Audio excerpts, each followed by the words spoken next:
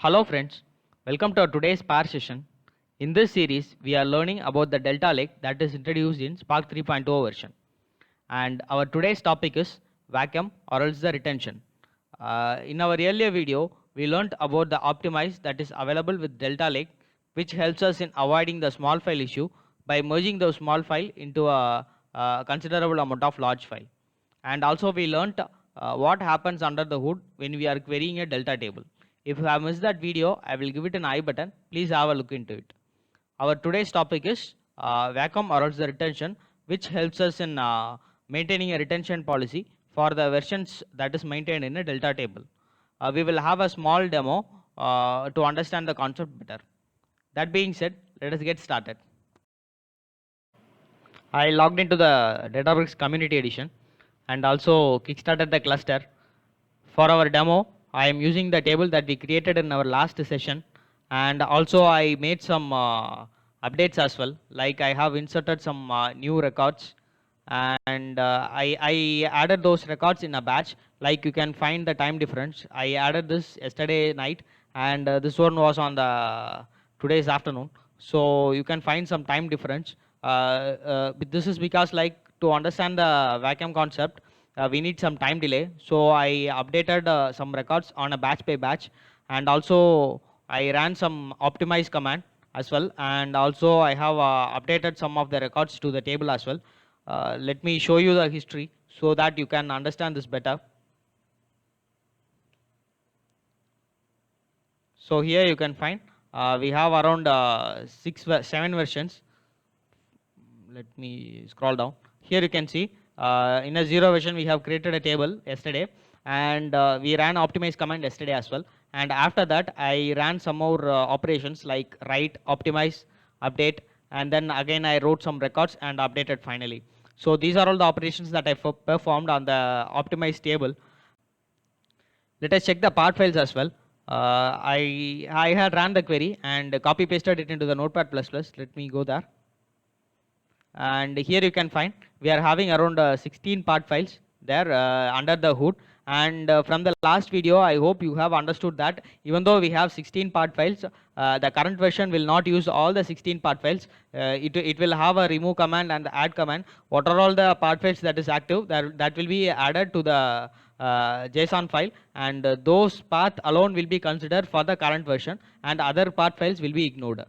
We are retaining all this part file to do the versioning, and this supports the time travel in the delta table.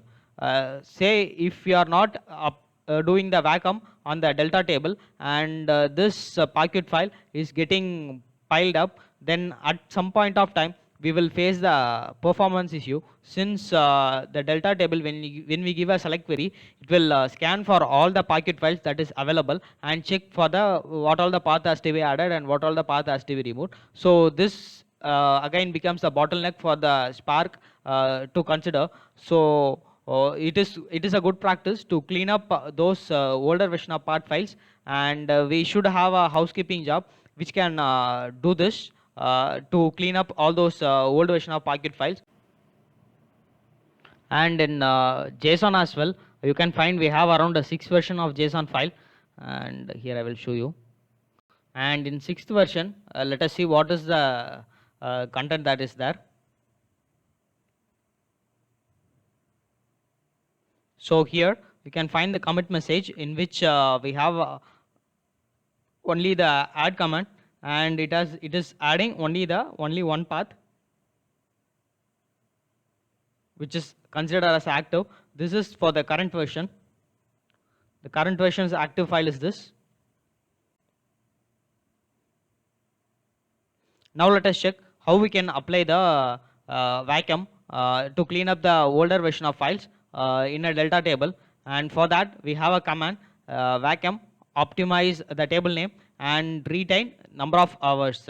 But our Databricks will stop running the command if it is less than 7 days, like 168 hours. It will throw an error message stating like the command that we are running is less than 168 hours, and we should be cautioned, like if you are deleting this Wacom, I mean like if you are using this Wacom and deleting the older versions, then we will not be able to use the time travel property, and we should be aware of that, what are all the part files that we are deleting.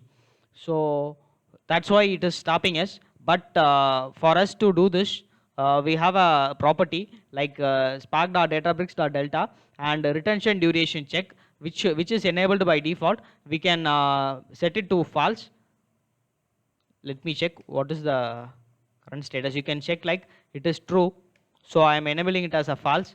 And here we have option to dry run. The dry run is nothing but it will not delete the actual data, but it will list what are all the part files that will be deleted if we run this command. And so let me do one thing. Let me give 24 hours and let me run it. So it will check what are all the versions that are older than 24 hours, and it will list those part files to be deleted. Here you can find. I hope this is the initial part file. While we inserted the create statement, this is the initial first 4 part files that is being listed. Here you can find. Yes, these are all the initial first 4 part files that is being added. So since that has been 24 hours old, it is displayed here. Only 4 has been displayed. Now let me change it to 12 hours and run it.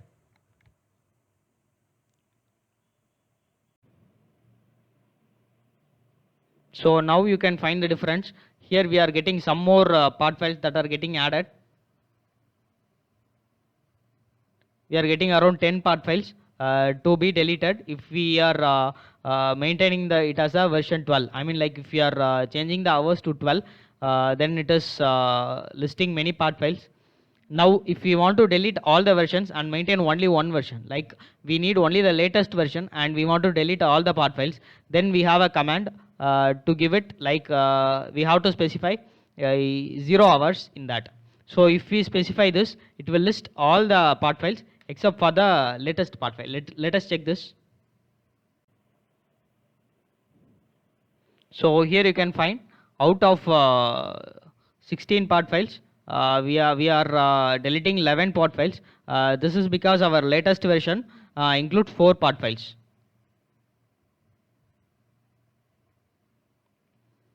So that being said, if I run the command without dry run, it will delete all the underlying part files, and we will not be able to do the time travel.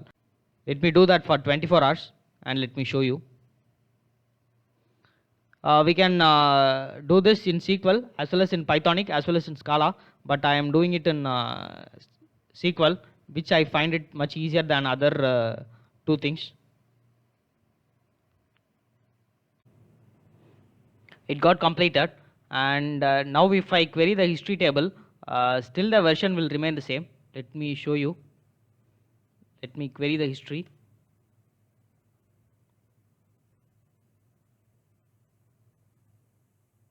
So here you can find still we have 6 versions from 0 to 7, from 0 to 6. But if we check for the underlying part files, there will be some difference. Let me go there. Yeah.